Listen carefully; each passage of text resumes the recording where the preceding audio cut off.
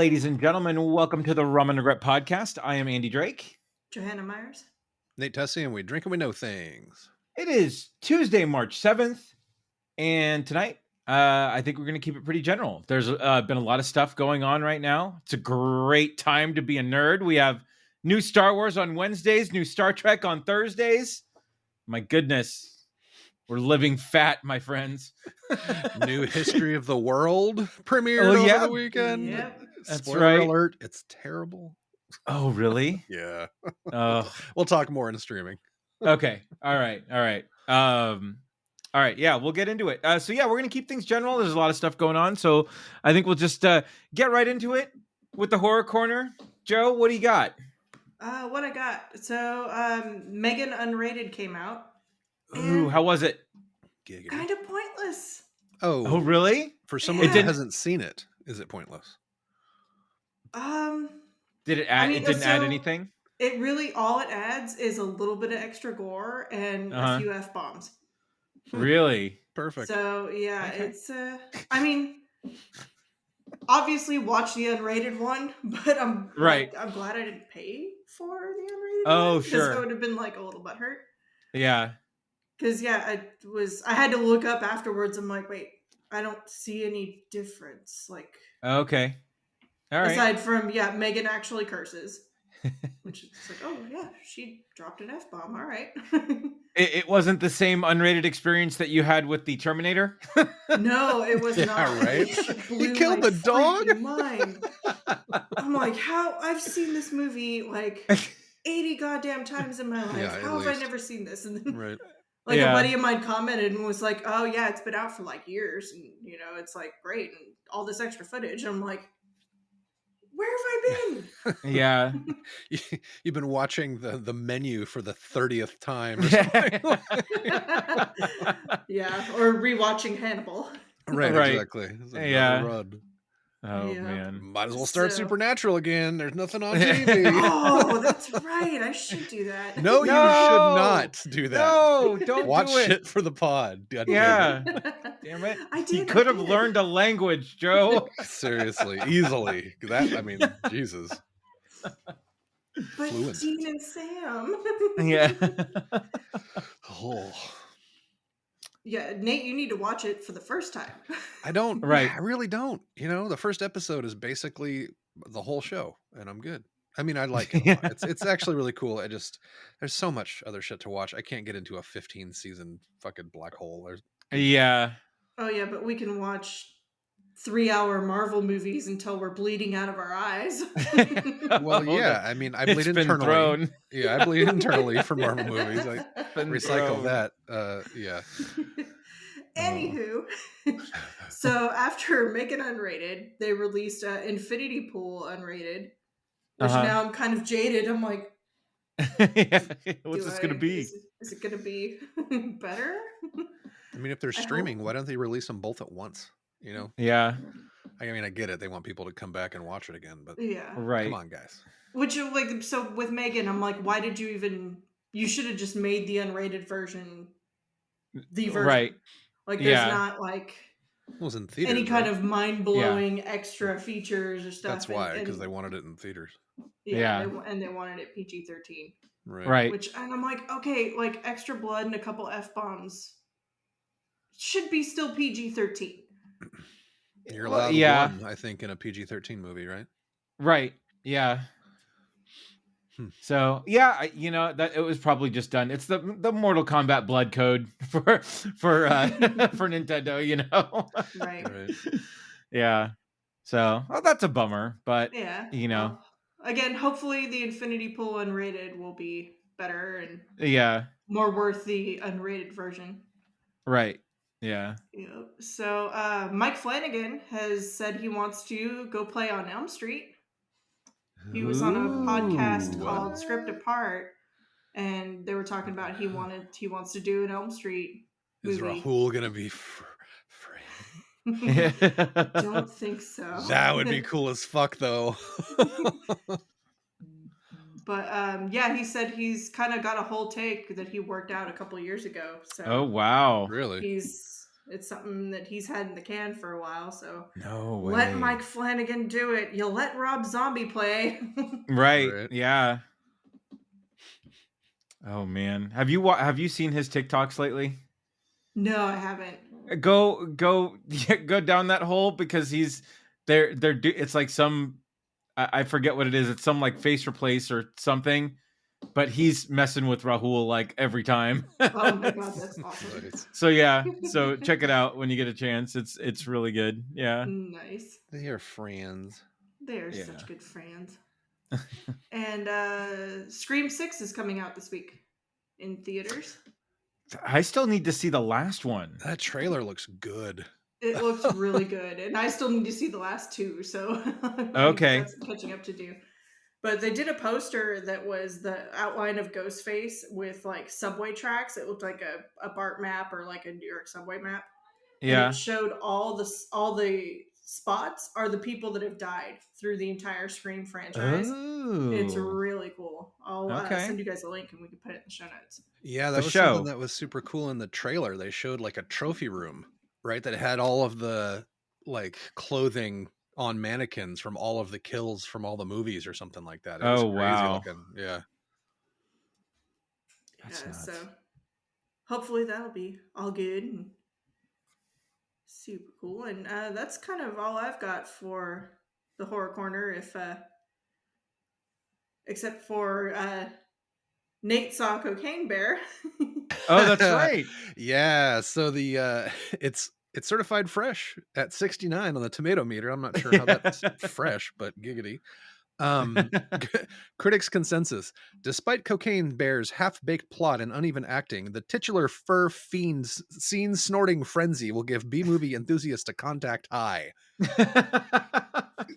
Can confirm exactly as advertised. It's Nice. campy and bloody and amazing, and I actually can't wait for the unrated version of this because they cut away from a lot early in the movie. They definitely ramped up the gore towards the third act and Yeah. in the second act, but there's a lot they cut away from that they could have shown. But it was really fun. Went and saw it with Annie, and we had a great time. It was Nice. Annie and then Joel and Darla, I think, joined us too. So we went and had Oh, dinner, cool. a few drinks, and then Cocaine Bear. So, Yeah. everyone was loose. We had a good time. So Yeah. Elizabeth The Banks memes have been directed. epic from this. Yeah. Oh, really? Yeah. Yeah. Well, I mean, right. All the ones we've been sharing, like different versions. Yeah. Yeah.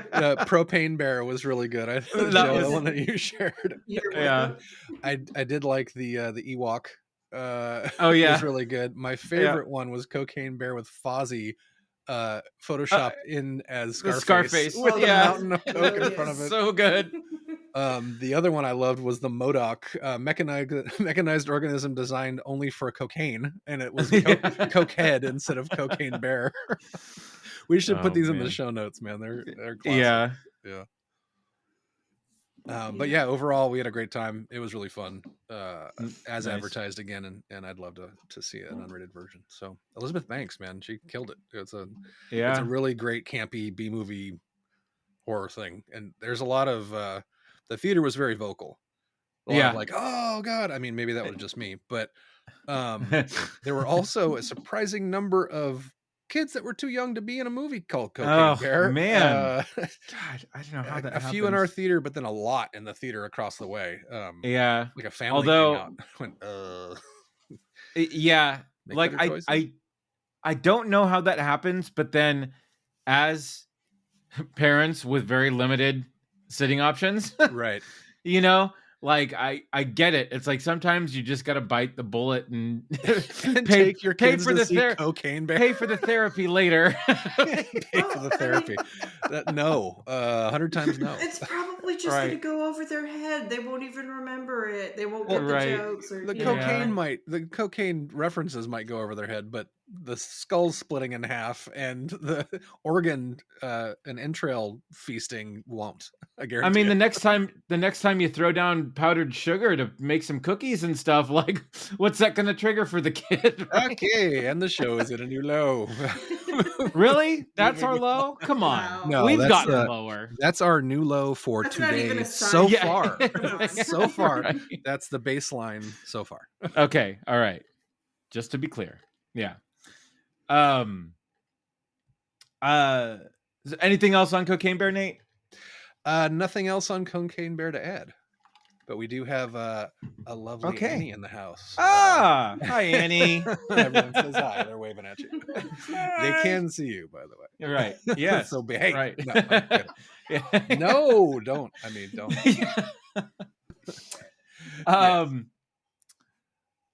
So Nate, you want to go Marvel Minute now? Well, I had kind of horror adjacent crossover. Oh, let's talk about that. What do you Should got? we? Yeah, well, I mean, there's this little show that Andy's been ranting about for several years, maybe. What show is that? I don't know. It's Evel, I think is Evel. how you pronounce it. It's Yes. French or something. Yeah. Dude, I am so stoked. You have no idea how excited I am that you finally started watching this. Yeah, I believe you because you've been talking about it for years. Yeah, Evil on Paramount Plus. Man, this show, it's really good. It's really, really good. A forensic psychologist and a priest in training are basically teaming up to investigate, sent on missions by the Catholic Church to investigate whether they are, as advertised, miracles, possessions, etc. And the kind of interplay between the two main characters is amazing. All the supporting cast is great. Yeah. And damn, there's several times where I wanted to stop watching it because it's like, this is fucking creepy. I need to stop. Yeah. Apparently, I get very triggered and scared when there are psychopathic demonic children involved. Because that happens a lot in like the first 5 eps. I think I made it through the first 5 yesterday. Okay. I binged the hell out of it. Okay. All right, now I actually, I don't think I finished the Halloween episode. Maybe I did. I forget. Okay. It was late and I was tired. Really good. Just the acting in general is great. The effects are really good too. Yeah. Especially for being, I mean, it's only not that old. 2019 it looks like was the first season. But yeah. I love the writing is done really well. The interplay between the episodes is really great. I get really skeeved out at X guy trying to get with X person's mother right now. It's so, it's so bad. But it's a really good show, and if you have space for how many episodes or seasons now? 4. So it's there. The 4th season it just I think finished filming. Right. So they're 3 seasons in right now. I want to say 10 episodes each, and the first season was broadcast on network TV, right. But 2nd and 3rd seasons were just strictly through Paramount Plus. So they kind of ramped up what they couldn't do on TV on network TV in the on the streaming service. Gotcha. Which was really good. Yeah, and that, like I said before, the acting is great. The supporting actors, like Asif Manvi as like the tech guy, is brilliant. He's so good. Yeah, and the Magnificent. Yeah, the non-believer tech guy. He does it. He really pulls it off. All of the kids, like her kids, she has. Oh my god, 3 or 4 kids. I think. Yeah, 4 kids. I love. We have the subtitles on just because it's getting hard for us to hear shit, right? You know, and sometimes like stuff is muffled, so we don't want to miss anything. But I love the non-distinct chatter when the girls are on. Oh god, when they're all talking at once. And they're talking over each other. Yeah, right. I mean, yeah, like single mom, 4 girls, like that dynamic is played so well. Right. I think in that, and like, you know, like she's never going to have control of them ever. Yeah, there's a great moment in one of the early eps where Asif Manvi as Ben turns around and goes, "You realize that when you all talk at once, nobody can understand what you're saying, right?" And then they stop talking for a hot minute. Yeah. But Mike Coulter just kills it as the priest in training, David Costa. So good. And then it's nice to see Kurt Fuller again in something. I haven't seen him in a long time as the esteemed psychologist that is kind of her mentor and her therapist. Right. Yeah. But yeah, great show. If you have room for it, throw it in there. I'm definitely going to stream this hard. Okay, good. There's really so much, dude. Like second season just really ramps it up, and it's so good. So man, thank you for finally watching it and validating all the crap that I've been. that I've been putting you guys through for the last few years. It only takes you years of begging to get what you need, apparently. So Exactly. take a Right. note Yeah. back here. Yeah. Okay. Yeah. This is what I needed to know. Right. Yeah. So amazing show. I can't wait to watch more of it. Awesome, man. Awesome. Yeah. So now Yeah. you want to Let's Marvel. Let's Marvel.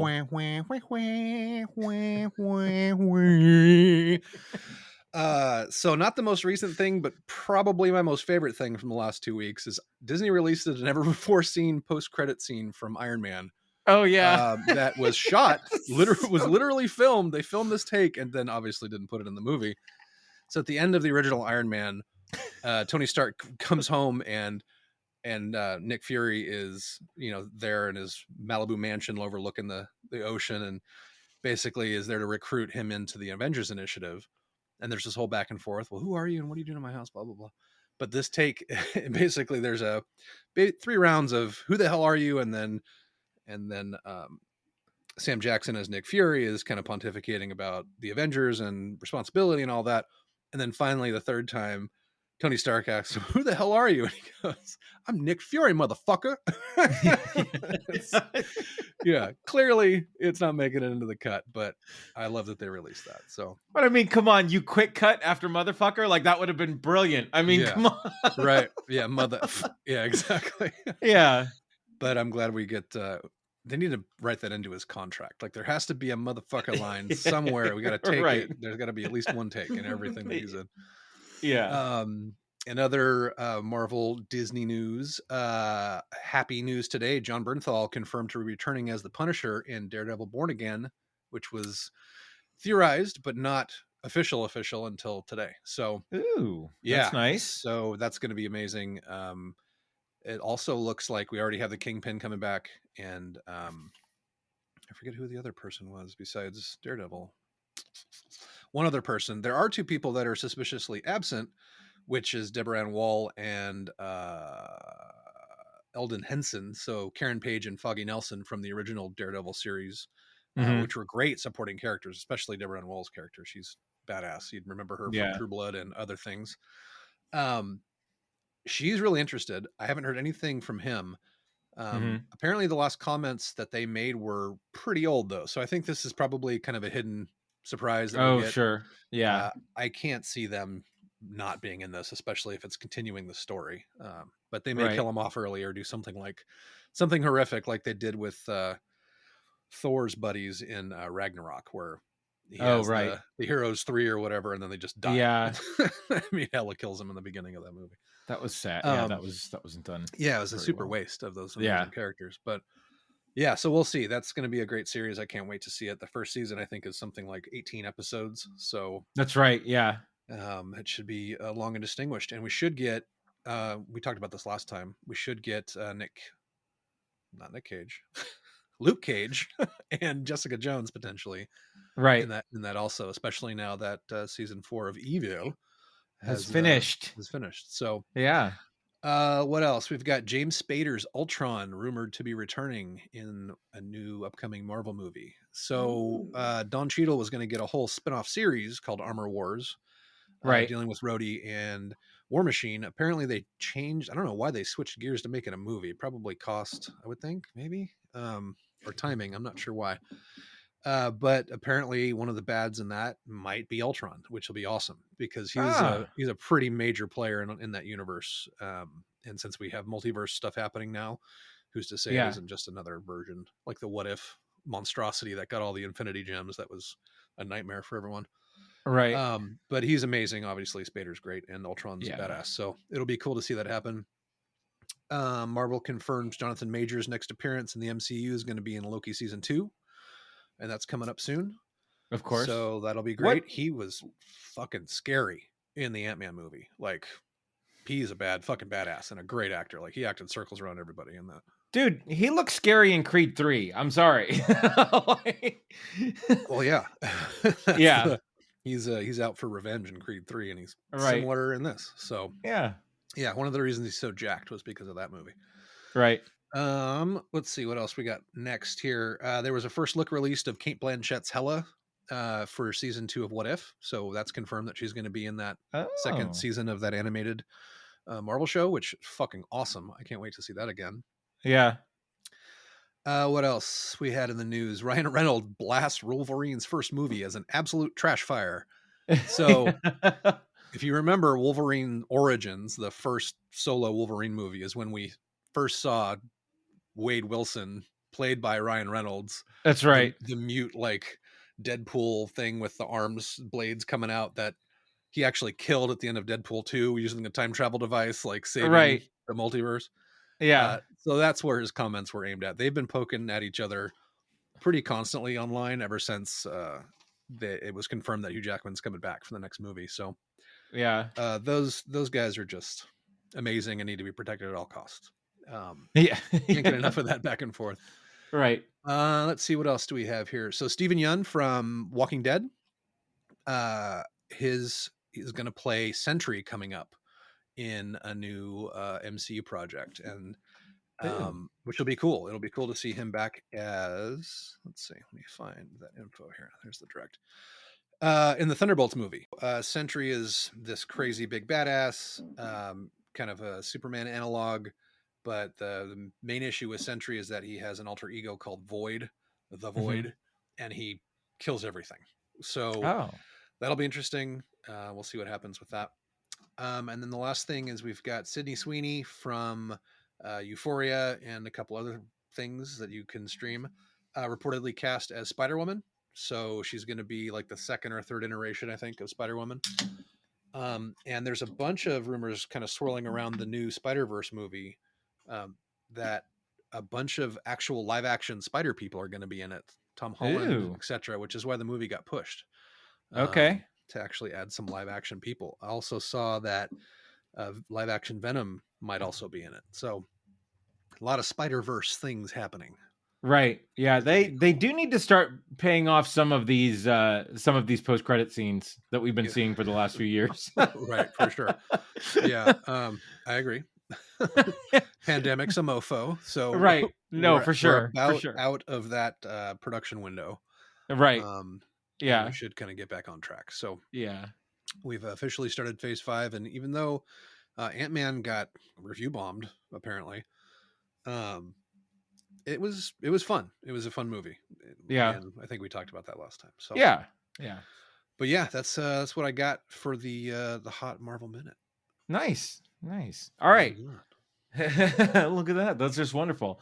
All right, let's jump into streaming service selections of the week, and first and foremost, Bullet Train, the movie, went to Netflix, and man, this is such a great flick. Yeah, Bullet Train's amazing.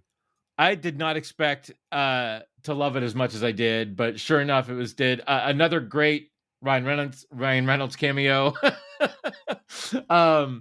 which was just amazing, and I think Brad Pitt in this movie is fantastic. Gosh, the whole cast. Aaron Taylor Johnson's really great. The guy who plays his partner is fantastic. The entire Thomas the Train bit through the whole. This is brother, movie. Man. Yeah, it's just it was so good. And but yeah, I mean, this movie is just it's on another level. It's fantastic. And if you have the time, definitely watch it because it's great.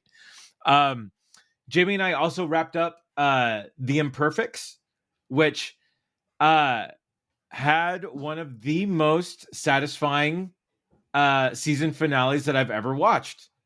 Really? Yeah. It's Apple TV, right? No. This is Netflix. This is Netflix. And this was the Banshee, the Chupacabra, and the Succubus. That old chestnut. Old chestnut, right? Yeah. So, no, it was very, very well done. Like I said, very few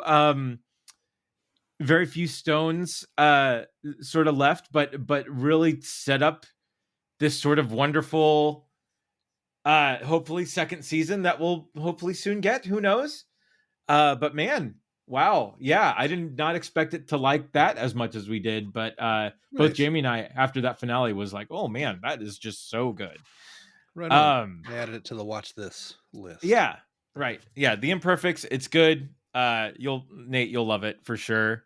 Nice. Joe, I think you'd get a kick out of it too. Nice.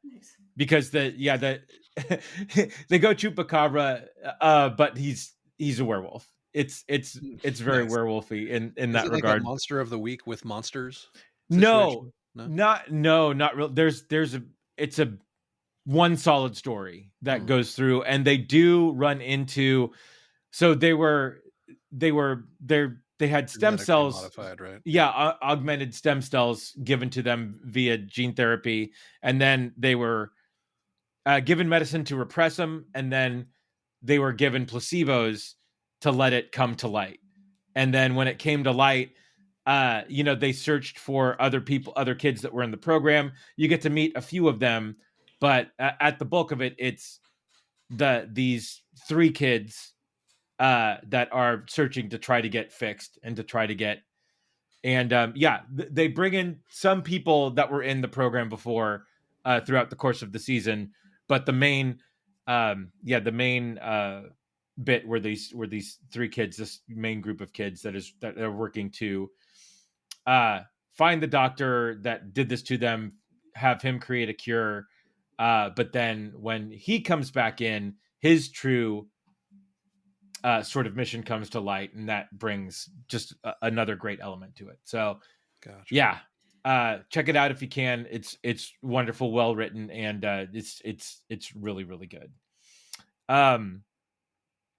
What else? Jamie and I started watching The Ark on Sci-Fi, which is only, I want to say, 4 or 5 episodes in so far, and it's the Earth is screwed. Let's build a bunch of big spaceships and try to colonize another planet out there. And, everything that could go wrong sort of does go wrong while these people are flying out. It's hokey, but it's kind of fun. So, we like hokey and fun. Yeah, right. Yeah, nothing wrong with hokey and fun as long as that's what they sell and you expect, right? Right. Yeah. So, no, it's really good. And obviously, and we can dig into this deeper. Episode 1 of season 3 of The Mandalorian came out. Wait, what? There was a Mandalorian show? There was a Mandalorian that came out, and what's a Mandalorian? What's a Mandalorian?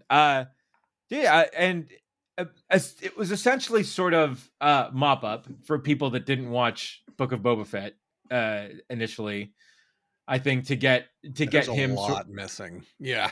Yeah. If you didn't watch Book of Boba Fett, you're way behind at this point. Right. Yeah. So they had to sort of rehash his mission of, getting to Mandalore and bathing in the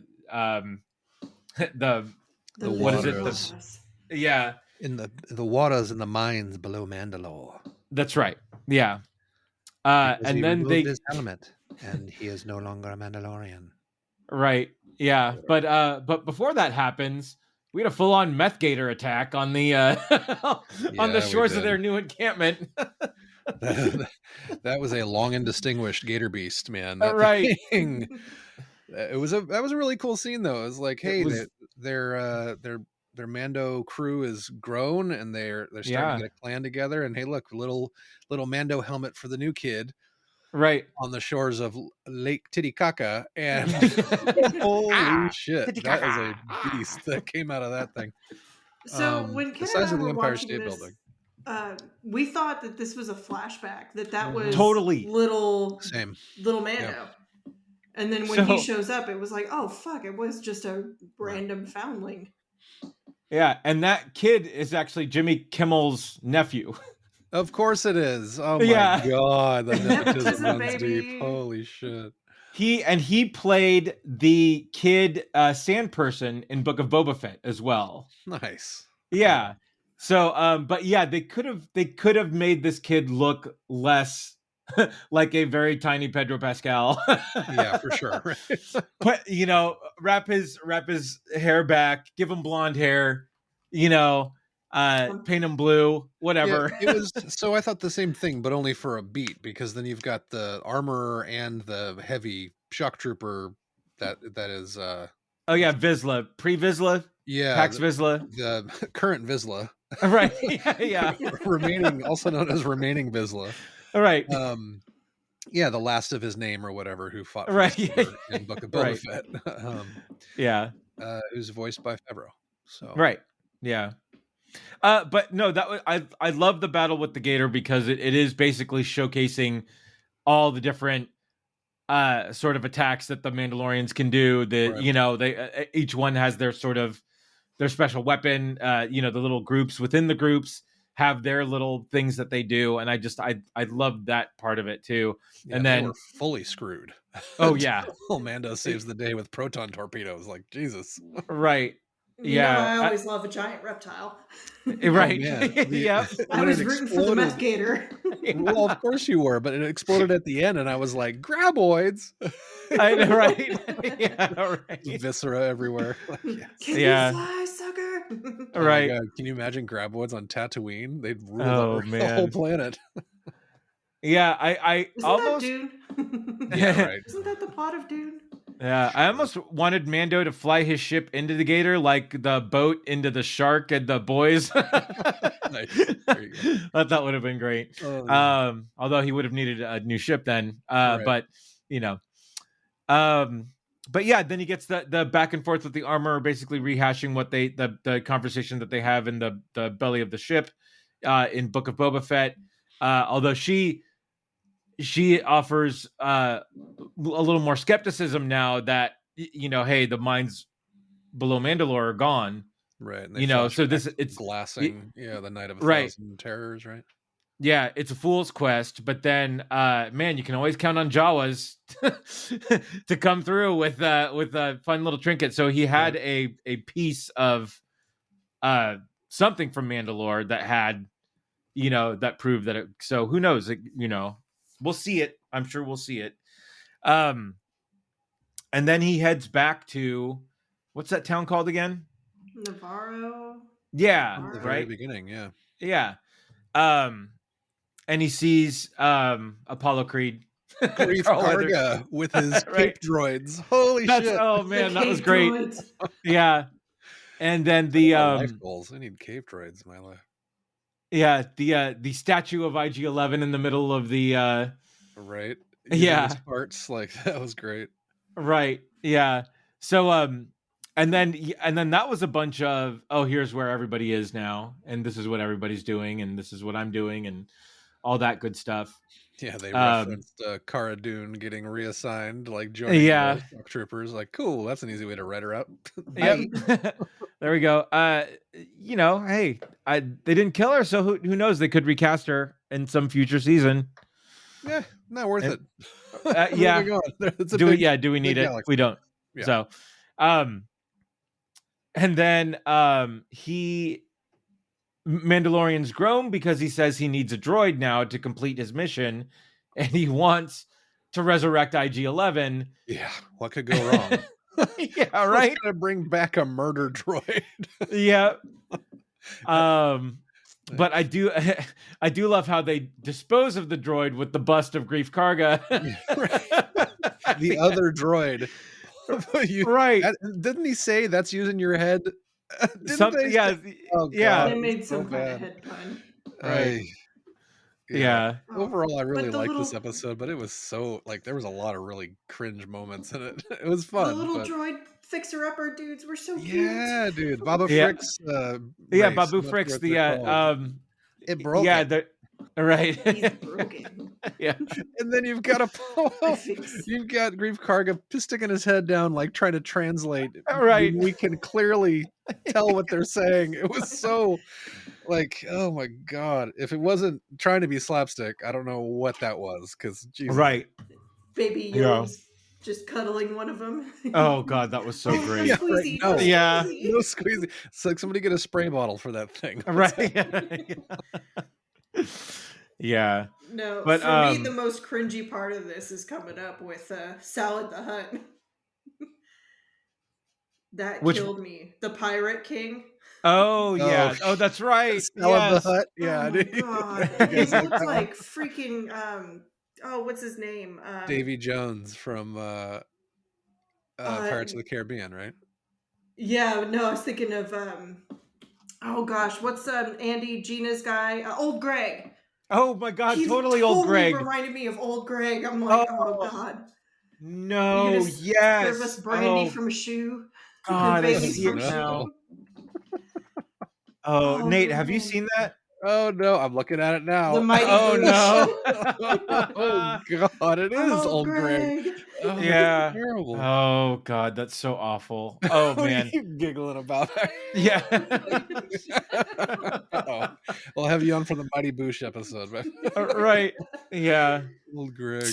Oh my God, that's hilarious. Um the space battle was great. I think Yeah, him disposing of the ships was really great. But man. yeah, they So could have spent some more money figuring out. yeah, so the Yeah, Salad the Hut. I love that meme. Yeah. Oh, that was throw a great. ghillie suit on somebody and Right. there you go. Well, I mean, they have pirate kings from the expanded universe. Like they're already talking about maybe seeing some of the ones from Rebels in this. They could have easily slotted that person in, but when you're talking about the space battle, that was super cool. I was waiting for a seismic charge to go off. Oh Like yeah. Right. all I wanted was that one, like slicing through the Doof. asteroids and shit like that. Yeah. Like, I know it's a very Boba Fett thing, but good lord, that would have been Still, cool. no, that was cool. Yeah. Right. Yeah. Um so then we get the reveal of the Pirate King, which is just awkward. Ugh, yeah. Salad the Hut. It was perfect. Like, it's one Right. of the best memes I've ever seen in my I life. know that was brilliant, man. That was so good. Yeah, we'll put that. We'll have that in the show notes That should be too. in the show notes for sure. Yeah, for sure. But yeah, no, it was a good episode for sure. But yeah, they did have to do a lot of sort of mop up from Book of Boba Fett just to keep people abreast of his sort of mission and where he's at and everything. So yeah, I mean, yeah, not the best start to the season for people who are up on it, Right. but still, I mean, it's The Mandalorian, so we're gonna watch it and love it, Yeah. most likely. Any final thoughts on Mandalorian, guys? I'm excited to see where it goes. Hopefully, it gets darker and There's a and lot I didn't. coming.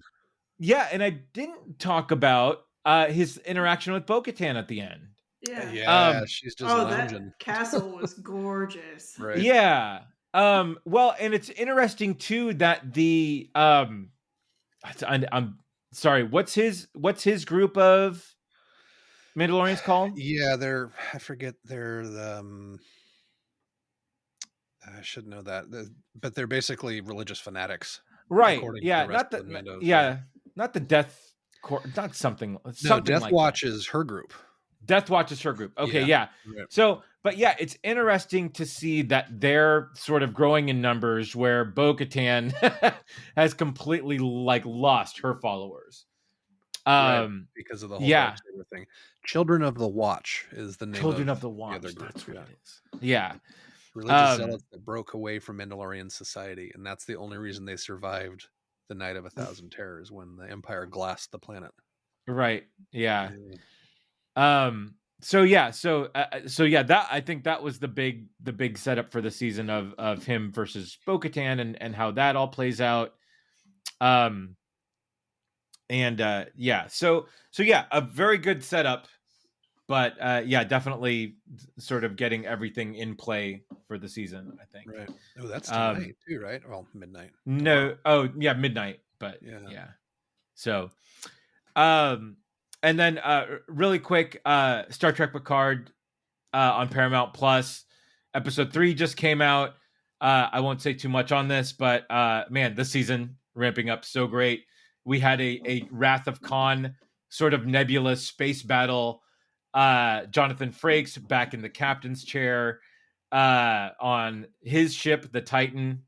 And man, this season, it's good old fashioned space battles. Like this is Next Generation so this is this season of Star Trek Picard is like the final sort of exclamation point on the Next Generation cast.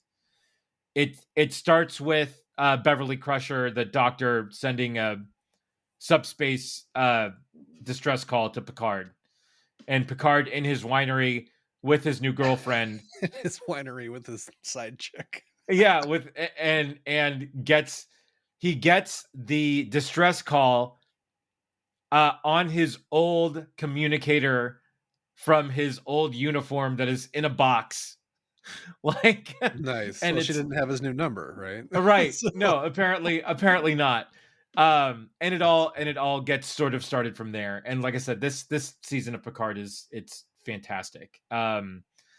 So I mean, How's it look? it, How's the production value of that dude, show? the Is it production value is pretty high? amazing. So there's a side story that how Worf comes into it is Worf is basically working for Starfleet intelligence, and he is handling Rafi, who was a character from the first 2 seasons of Picard, and they are in a very God, I can't think, like, my recall right now. What's the Harrison Ford? Blade Runner. Thank you. A very Blade Runner-y town. And it's the production value is amazing because the Titan, the bridge of the Titan, is incredible. These are all, and they've upgraded everything because they're brand new ships and whatnot. And yeah, no, the production value on this is incredible right now. So Doing some research real quick, it doesn't look like it's a 4K show at all, which I guess makes sense because that's in general. It looks like it's only available in 4K if you watch it via Apple TV. And that might have been Picard. just for the first season. Yeah. Oh, Apparently okay. they were showing it through that service. Okay. I'll have to check on Well, it. That's why I was asking you about the production value, because I'll always like watching Lost in Space and a couple of those other yeah. space-based shows in 4K. Like HDR is fucking insane. So I'm always Oh, down well, for dude, another one of those. it's gorgeous on my TV, and Nice. yeah. So yeah, I think you definitely love it. Check it out. Yeah. Last but not least, let's talk The Last of Us. Meh, it's okay. Well, so I think we can say this now with one episode left. 2. That this is by far the best video game to TV adaptation ever. Yep. Nah. I'd say Arcane is a better example because they created that show out of whole cloth with just kind of characters and underpinnings. The Last of Us is really a remake as opposed to a one-off A show. live action remake of the video game story. It really is. I mean, if I Yeah. actually just Well, and that's why that's why, and I know that we talked a little bit about this with Steve when he was on, right. But while Arcane was sort of inspired by Right. League of Legends, right? Yep. So I mean, and I don't know. So I guess we need to define what is a video game adaptation, right? Right.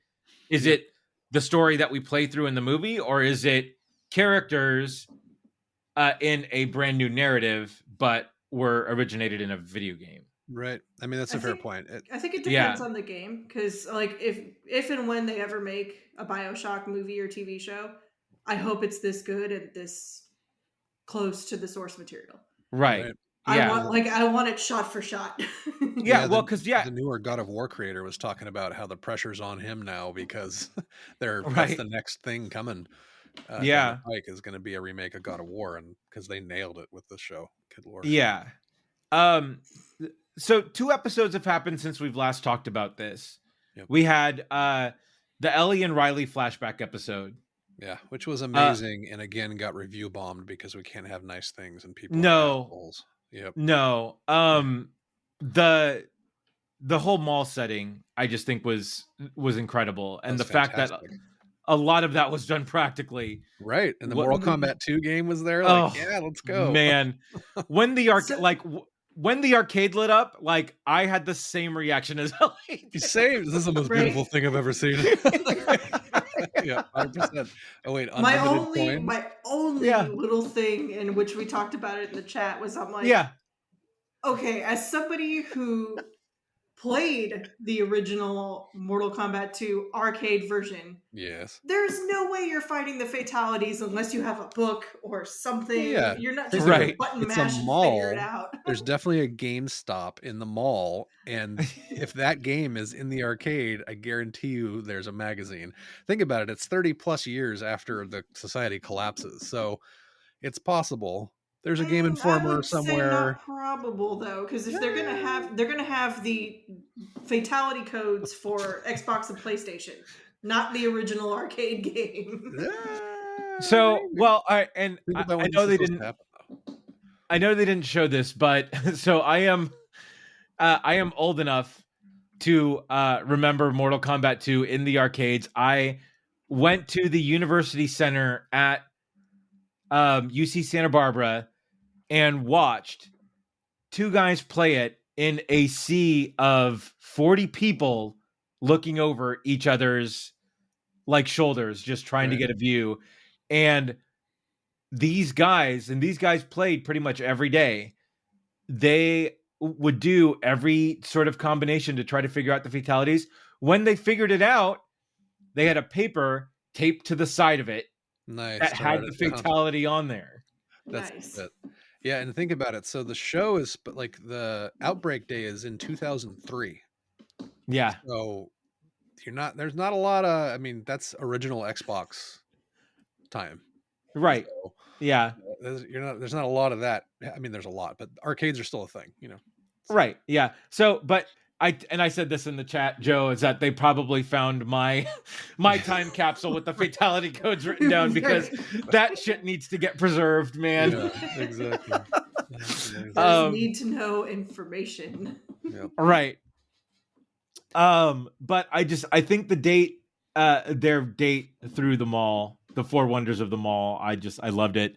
The escalator, her navigating the escalator. Moving stairs. I know. The kid is back on the escalator. Yeah. Yeah. So yeah, I thought I just thought it was incredible. It was again beautifully written. The whole scene in the Halloween store, I just thought was great. Again, them dancing on the counter straight out of the video game. Yeah, this is based on the DLC of Right. the same name, Left Behind, and I haven't played yet. I have been playing the game though. I just Oh yeah. got through the whole City Hall portion where oh god, what's her name? The lady. Tess, yeah, where Tess gets bit, but Yeah. in the game it's Fedra they have to deal with, not a bunch of infected. Right. So, oh wait, that's wrong. I just meant Bill, actually. Oh in yeah. the game, which is way different than the show, but yeah, still equally fun. So right. Yeah. And so but during this flashback, this was sort of to prove a point because in the beginning of the episode, Joel is still dealing with the stab wound, right? He's lost a lot of blood. They dragged him into a house. And he's basically saying, let me go. Right. You know, leave me. And this is when she has the flashback. And she was about to ditch out on Riley but then she goes back. They have the great moment in the Halloween store before they wake up the clicker from the damn teen store right. down the way.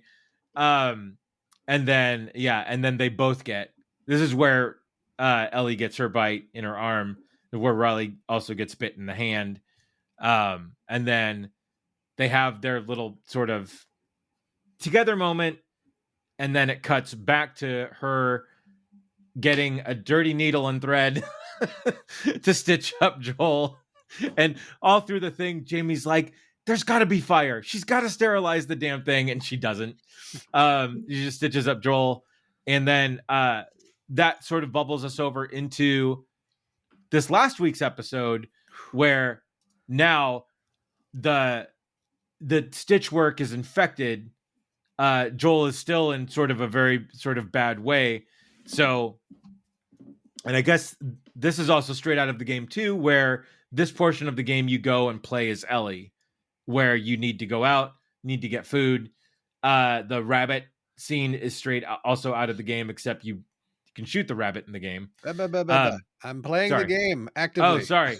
Anyway, but she shoots a deer.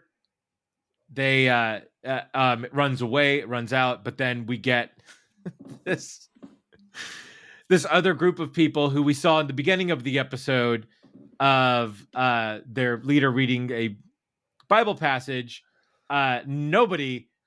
Absolutely nobody drinking that Kool-Aid in the room. Yeah, never trusted Jesus freak in a post-apocalyptic setting. That's the right. Say one. that 3 times really fast. Nope. Can't say it once. Right. Try this again. Yeah.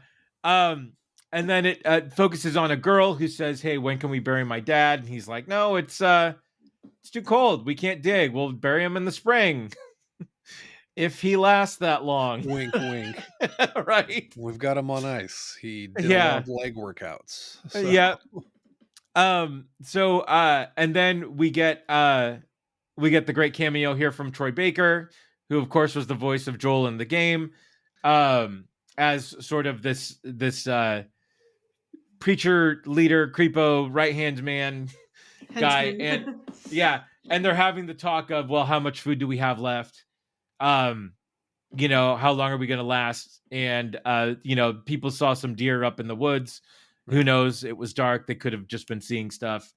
And then go back to Ellie shooting the deer running off and basically dropping dead right in front of these two guys. And then her coming around and Ellie taking complete fucking control of the situation. Yeah. Which was great. And these guys say, "Hey, we're part of a group. We're hungry. What can we trade you for the deer? We have everything." She trades for medicine. They send Troy Baker back. Yeah, send Buddy Boy to go get it. Right, yeah.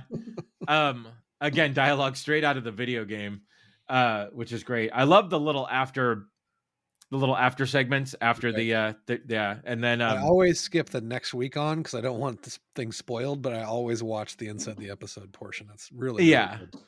Yeah. And then it comes to the creepy I forget what his name is. I forget what his name in the episode is. I'm just calling him creepy preacher dude. Yeah, David. Okay, yeah. Voiced by Nolan North in the game so far. Right. Yeah. And so, but he's basically setting her up now. They're sitting over a fire. They're talking about everything. And then he lets it out that, we've had a person die who was shot by a man who was traveling with a little girl. And that's when it all sort of turns and gets crazy. So yeah, she gets the penicillin. I don't know how to administer penicillin. I'm guessing that's not how you do it. I've always had my Cillin in pill form. Right. So I'm assuming you don't just inject it into the infected spot, but apparently apparently it worked pretty good. Right. Yeah. The turnaround on it wasn't bad. If you just do it enough times, it's got to work. Right. Come on. Yeah. And if you run out, you can shake it up. More Cillin. Add some water. Shake it up. More Tussin. Right. Yeah. But they basically let her go back so they can track her down and find Joel and get justice for their friend's death. And she tries to escape on the horse. Troy Baker ends up getting the good shot in which, man, I think that come down on the horse would have killed people. Yeah, 100%. Yeah. Yeah, but it was cool. They showed that in the making of with the stunt woman on the horse, and it showed her getting thrown. Like, oh god, that looked brutal. Yeah. But she left Joel with a knife, and before she took off and said, "Hey, these guys are coming. Just be ready for it." Yeah, if anyone comes down here, you fucking kill them. That's right. Yeah, that's right. Meanwhile, yeah. he's like, Right, yeah. He's not He's just like, responsive at all. on am I death's dreaming door. this? What is this? Right. And then she wakes up in the kill room, essentially, right? In a cage in the kill room. In the slaughter pen. Yeah. Right. Yeah. Brutal. Fresh with an ear on the ground from who knows what. And Wasteful then man ears, good eats. right, yeah. You make some chicharron out of that. Right. Yeah, right.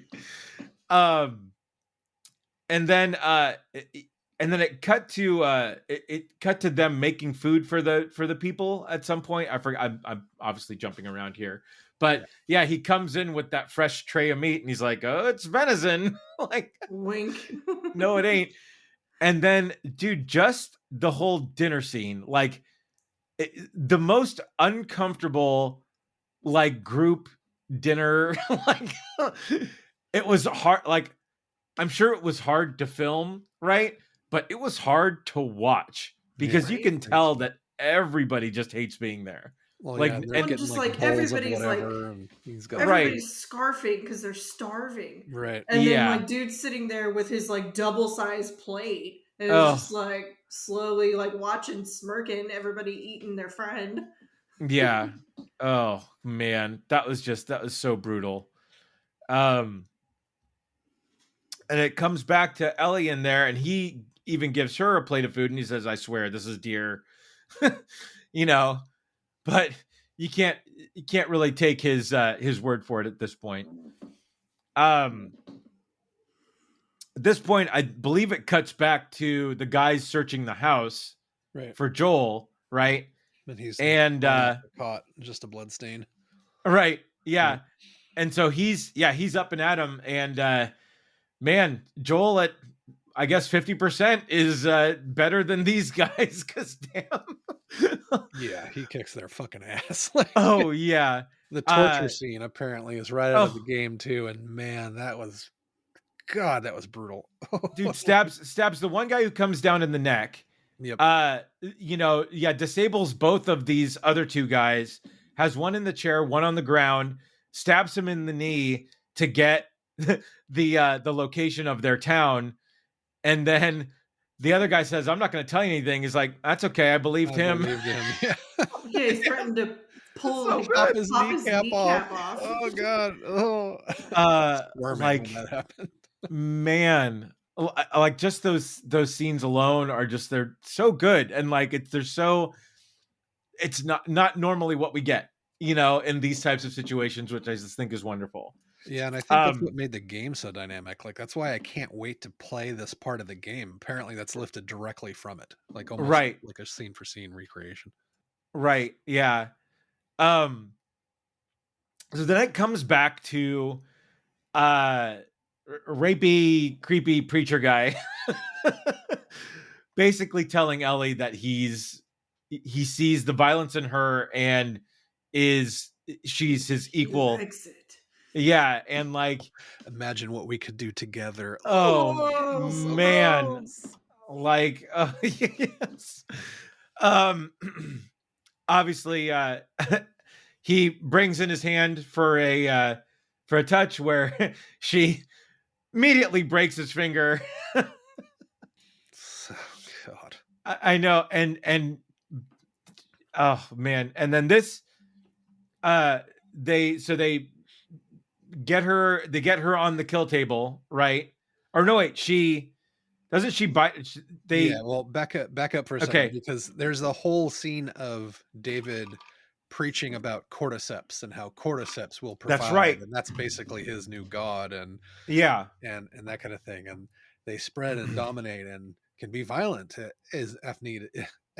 And I've seen that violence in you, and I should know I have that violence in me too. And then he starts talking about what they could do together, and then does the whole hand thing, and she plays right into it.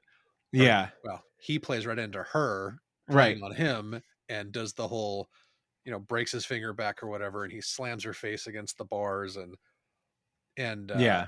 And I forget the way the words come through, but it's basically like, imagine what I'm going to tell the flock now, or something like that. And she goes, tell him that. He calls her a cunt. Right. And then she says, "Tell him I'm the bitch that broke your fucking finger." Like she goes Right. off. It's like, yeah, my name is Ellie, and I broke your Your fucking fucking finger. Oh, that's right. She That's gave right. his name. She That's finally Yes. She gave tells him her name. Yeah, Yeah. the one that broke your fucking finger. And then as he leaves, he goes, "How did you put it? Little bits?" Because she was worried about getting chopped up into little pieces Oh, that's for right. stew or whatever. It was like, oh. So yeah, then he comes running back in with Troy Baker, Buddy Boy's character, and they throw her on the giant cutting board. Although she gets a bite in.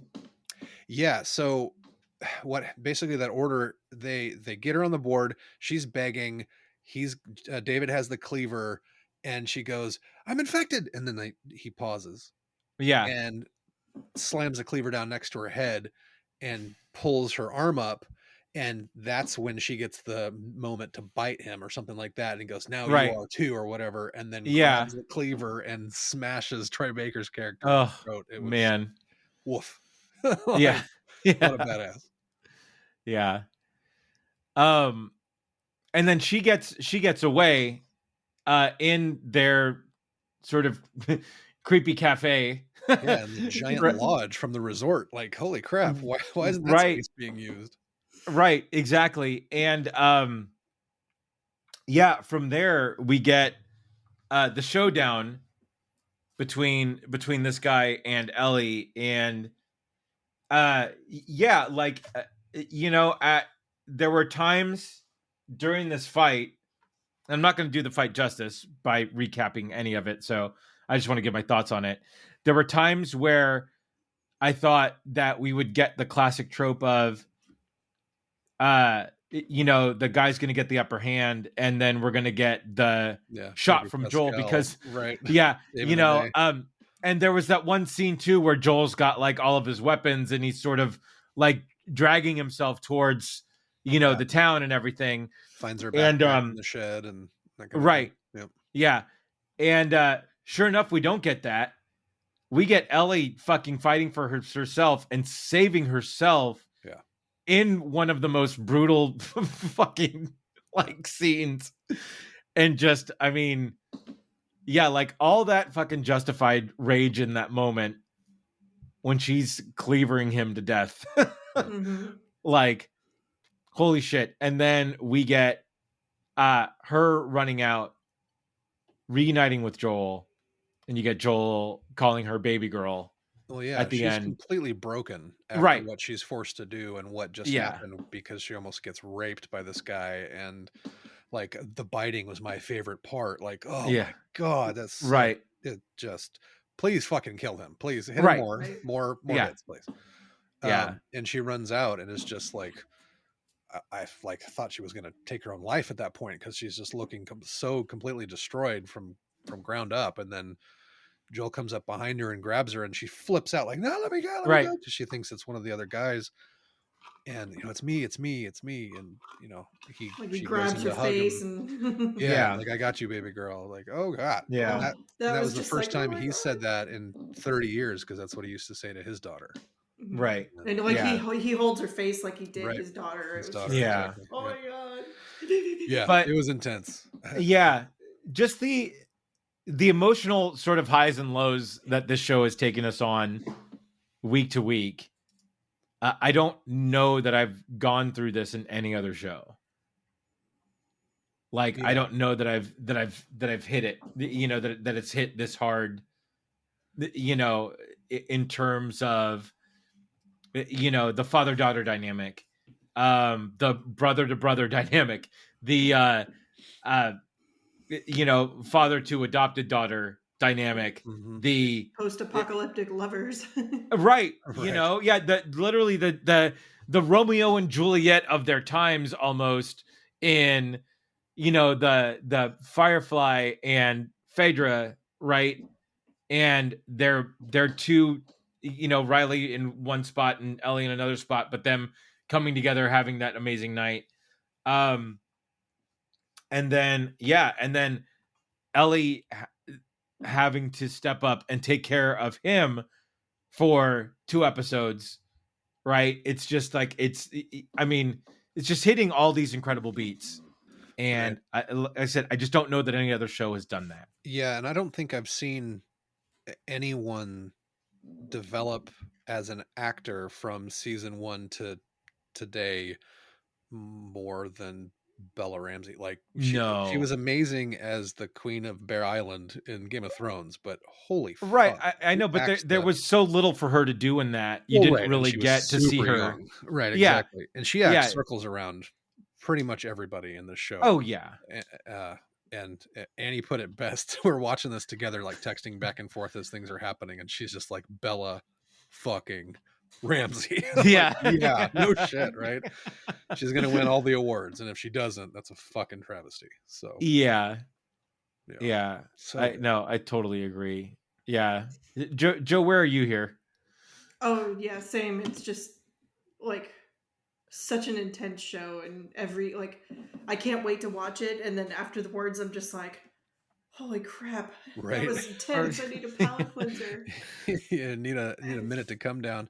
I Like really my do only like thing that I was just kind of like, I don't want to be one of those people because it's a perfect, fantastic show. But I was looking forward to how beautiful the critters are, the clickers. Yeah. And like you see the ones like in the first 2 episodes. Yeah. And then you never see them again. Right. They look that great. Well, you'll see more. We've got 10 episodes, so there's 2 more actually coming. No, one more episode after this. That was 8. So the whole thing, you're skipping the next week on. I'm watching the next week on, and it's 1 episode left. Oh, well, everything else says there's 10 in the count, like IMDb and Rotten Tomatoes and all that. So hopefully that's not the case. Maybe it's a 2-hour thing and they're counting them as that's possible. 1 episode. Or maybe they're doing that just to throw people off because damn it, I can't do this one more. That's not enough. I know, right? Yeah. What am I going to do on Sunday nights? Right? I don't know. I hate to be one of those people because there's so many assholes that are just like, there's no zombies in my zombie show. I hate it. This is stupid. Right. And it's like, okay, this is obviously not for you. Right. But I do kind of am just like, I want to see the pretty mushroom people. Right. Yeah, maybe it's a 2-part finale because the title of this says season 9 finale trailer. Like, oh no. Damn. Right. Or episode 9 finale trailer. Fuck. I have a feeling it's going to be like a twofer. You know, like that's not enough. Come on. Right. I don't know. I don't know. I mean, apparently the game, like if you just mainline the story in the game, it's only 13 hours or something like that. For the actual core game part of it. Right. Yeah. So I guess that makes sense. That sucks though. Yeah. So anyway, I believe she killed him. Oh. I know. That's one of my favorite memes that's ever come out of this is Pedro Pascal's bit on SNL where can I speak Spanish?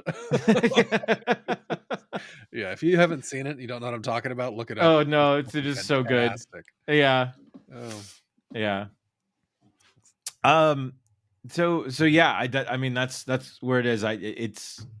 It's one of the best shows that I've watched for sure. Yeah. Still sitting at 96% fresh on the tomato meter. Who the fuck are the 4%? Those are the zombie people, I bet. Well, yeah. I mean, that score is critics. So I'm sure there are some critics that are like, it's a video game. This is not real TV, you know. There's no zombies and they put gay people in. Yeah, right. They're the ones. Oh, wait, here we go. Here's a couple bad votes. Here's a rotten thing real quick.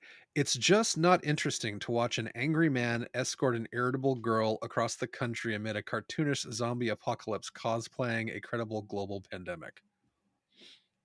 Wow, fuck you, Ian Boast from The Atlantic. Oh, here's another guy I'm going to tell the fuck off. It's a lousy series because it depicts our distrust and division so matter-of-factly. Video game make-believe becomes heinous when presented as realistic TV drama. The fuck, are we all going to hold hands and kumbaya across the fucking apocalypse? Hey, let me finish. Fuck you, Armand White from the National Review. Are we gonna go Jay and Silent Bob these guys? Yeah, We're gonna 100%. get to their houses and post this. The you post is Armand. Exactly. Are you Armand White 69 from Rotten Tomatoes? Get him, Silent Bob. Yeah. um. So yeah. Final thoughts, guys. I don't know, but I feel like we got a new bit. I know, right? Totally. Out all these assholes. Yeah. Oh, I love it. That's gonna be. Oh yeah, like you know what grinds my gears? Right. Armand, right? 77. White. Fucking Fuck Rotten you. Tomatoes.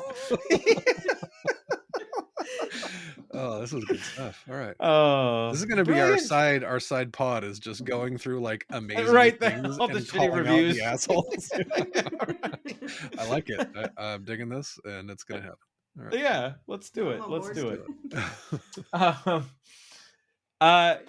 Yeah. So, what are your guys' thoughts on The Last of Us? What are your guys' thoughts on The Mandalorian so far? Let us know in the comments.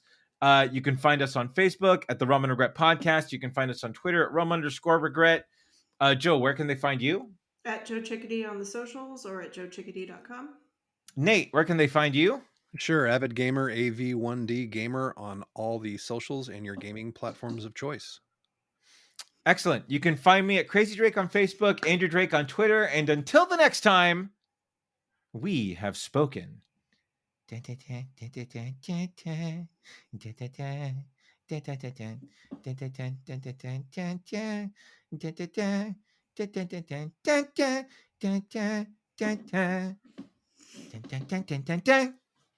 Them are some bad cannibals.